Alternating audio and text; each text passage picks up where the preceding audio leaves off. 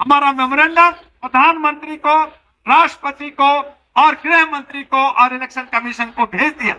आज भारत के अंदर सब बौखला रहे, ईवीएम मशीन खत्म होनी चाहिए, चोरी हो रही है, ये कांग्रेस और ये बाकी पार्टियां चोरी हो रही है, मैं इसको रोकूंगा। मैंने कहा ईवीएम मशीन हटेगी, एक ही रास्ता है कि हमारा गुप्त मतदान को खुल्लम खुल्ला मतदान कर दो। बात खत्म। जहां करोड़ों रुपया चुनाव में खर्च होता है, मशीन में खर्च होता है, सिक्योरिटी में खर्च होता है, खत्म हो जाएगा। जैसे शेयर करते हैं, जैसी रुपया ये है, जैसे रिजल्ट करते हैं, आप हर जगह एक पैनल एक लगा दो स्क्रीन और लोग मोबाइल से अपना वोट देंगे, पता चल जाएगा हमने मोदी को वोट दिया, इसने राहुल को दिया, उसने केजरीवाल को दिया।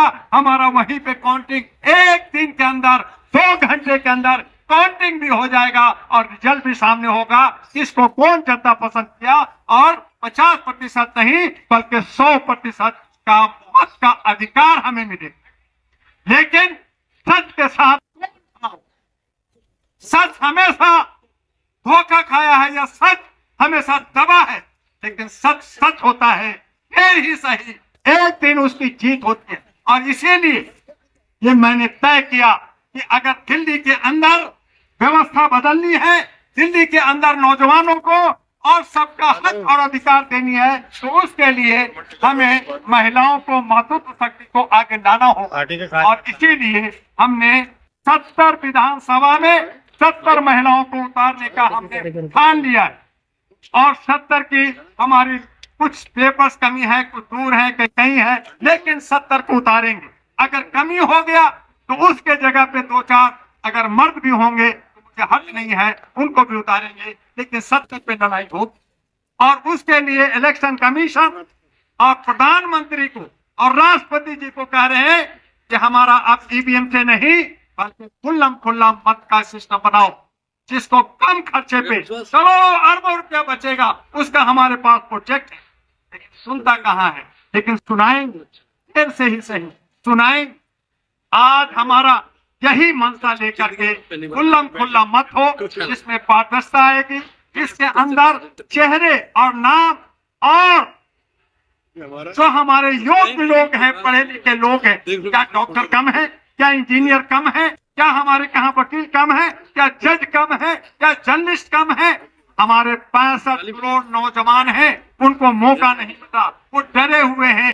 इलेक्शन में बहुत पैसा खर्च होता है, मारा मारी होता है, झूठ बोलना होता है, हम कहाँ जाएंगे। और इसी डर से चोर उचक्के को हम अपना जो है सत्ता दे देते हैं और वो हमारे ऊपर 5 साल तक आराम से जो है जुल्म करता रहता है। और हम चाहते हैं और फिर आवाज उठाते हैं, इसी जंतर मंतर पे लगातार धरना प्रदर्शन करते रहते हैं, हमें ये दे दो, हमें वो दे दो, हमें आरक्षण दे दो, हमें ये छूट दे दो, हमें पेंशन दे दो, मांगते रहते हैं। लेकिन जब आपको बदलने का वक्त आता है, जब आपको लड़ने का वक्त आता है, तो आप घर के अंदर होते हैं। और यही वजह है कि आप और हम सब जो है शोषण का, दोहन का, उत्पीड़न का, अत्याचार का, बेविचार का, हमारी लड़कियां सब वहां बढ़ रही है। आज हमारे पड़ोस देश में बांग्लादेश के अंदर जो अल्पसंख्यक हिंदू हैं, हमारे वहां पे बौद्धिस्ट है, हमारे क्रिश्चियन है, उनको मारा जा रहा है, उनकी साड़ियां जलाई जा रही है। भारत सरकार चाहे तो 1 मिनट में उसको सबक सिखा सकता है, लेकिन मेरा प्राइम मिनिस्टर मुंह नहीं खोल रहा है। हमारा प्राइम मिनिस्टर जब हमारे 450 लड़कियों को नंगा करके मणिपुर में मारा जा रहा है, मणिपुर के लोग यहाँ धरना प्रदर्शन कर रहे हैं, 500,000 लोगों को इकट्ठा कर रहे हैं, लेकिन प्रधानमंत्री का कान नहीं सुन रहा, उसमें आवाज नहीं उठ रही। हमारा बंगाल के अंदर, हमारा उत्तर प्रदेश के अंदर लगातार नफरत नफरत नफरत चल रहा है, लेकिन प्रधानमंत्री चुप है, खामोश बैठे। क्यों बैठे? एक संवैधानिक पद पे बैठा हुआ, एक पुलिस हमारा जो हमारा सिक्योरिटी है वो संवैधानिक पद पे रह करके 24 घंटा 36 घंटा काम करता है, ड्यूटी देता है, आपका आदेश मानता है। लेकिन हमारा जो जनप्रतिनिधि है, जो हमारा विधायक है, वो जो है निरंकुश है और कहता है मैं सेवक हूं, मैं सेवादार हूं, मैं चौकीदार हूं। अरे काहे को चौकीदार? चाहे को सेवादार, चाहे को सेवक, जब जनता का हक और अधिकार छीनते हैं, आप जो है तानाशाही चल रहा है, आप जो है दूध का बाजार गर्म कर रखा है। उसके लिए ये हमारा सांकेतिक करना, ये आज 10 दिसंबर को वर्ल्ड ह्यूमन राइट्स डे है। आप हमारे बैनर पे देख रहे हैं, खुल्लम खुल्ला मत का अधिकार होना चाहिए, और वो खुल्लम खुल्ला मत का अधिकार इसलिए होना चाहिए क्योंकि पारदर्शिता के साथ और चेहरे और नाम पे हो। दो पार्टियां जो है अपना चुनाव चिन्ह का परसों प्रचार करती है, बहुत सारा जनता का पैसा बर्बाद होता है, टैक्स का पैसा बर्बाद होता है, और हम ऐसे ही धरना प्रदर्शन करने लगते हैं। हमने इसीलिए आज दाल कटोरा या सिल्क कोर्ट या बड़े हॉल में नहीं करके हमने सड़कों पे हमारे ह्यूमन राइट्स के मेंबर, जजेज हैं, वकील हैं, पढ़े लिखे हैं, जिनको शर्म आता है कि मैं जंतर मंतर पे नहीं जाऊंगा, वहां पे तो आम जनता जाती है। तो हमने कहा हम आम जनता के बीच में बात करेंगे और आम जनता के बीच में आवाज देंगे। हमने अब सिर्फ या दाल कटोरा से प्रोग्राम नहीं, जंतर मंतर से होगा, और इसीलिए हमने अपना सिस्टम बदला। हमने जो है आज सांकेतिक रूप से महिलाओं के लिए, इसलिए हमारे तमाम जो साथी कहीं ना कहीं हमसे नाराज है कि हमें आप जो है भागीदारी नहीं दे रहे हो।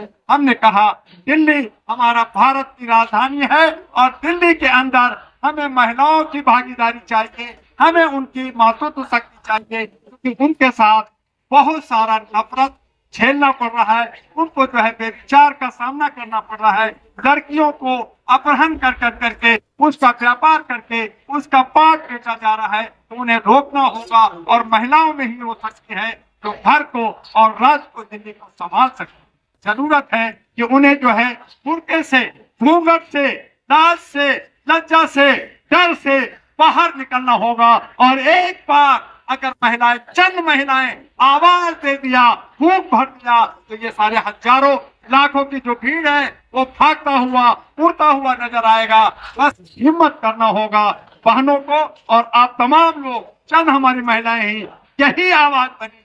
आपको लगता है जब अन्ना हजारे का यहाँ कार्यक्रम हुआ था, पहला दिन मैं उसका गवाह हूँ, सिर्फ 4 लोग थे, दूसरे दिन 8 हुए थे, तीसरे दिन 12 हुए थे, और जाकर के एक हफ्ता में 25 और 50 हुए थे, और फिर भीड़ बढ़ी थी। वो सोची समझी रणनीति थी, और उसके बाद में रामलीला ग्राउंड में भीड़ लगा था। और आप जानते हैं एक सशक्त पार्टी जो कांग्रेस की पार्टी थी, शीला दीक्षित को हिला नहीं सकता था, आम आदमी पार्टी को जन लोकपाल लाने के लिए लाया गया था, भ्रष्टाचार खत्म करने के लिए लाया गया था। लेकिन आज दिल्ली के अंदर भ्रष्टाचार चरम सीमा पे है। वो जन लोकपाल कहाँ गया? वो हमारे महिलाओं का हक और अधिकार कहाँ गया? आज मोहल्ले में गंदगी है, वो कैमरा, वो जो है वाईफाई कहाँ गया? हमारे सारे हक मारे गए, हर जगह बेईमानी और शैतानी हुआ। इसलिए ये सरकार के ज्यादा से ज्यादा नेता जेल के अंदर गए, उन पे केस चल रहा है, अभी जमानत पे हैं। फिर कहते हैं कि केजरीवाल ईमानदार है, केजरीवाल फिर आएगा। तो हमें जनता को सोचना होगा कि आप इसी तरह से आवाज देते रहोगे, धरना प्रदर्शन देते रहोगे, या अपना हक अधिकार दोगे। इसलिए अपनी बहन को, अपनी माता को, अपनी बीवी को, अपने जो है घर के जो महिलाएं हैं उनको बाहर निकालो, उनको सत्ता दो। दिल्ली की सत्ता महिलाओं के पास होगी।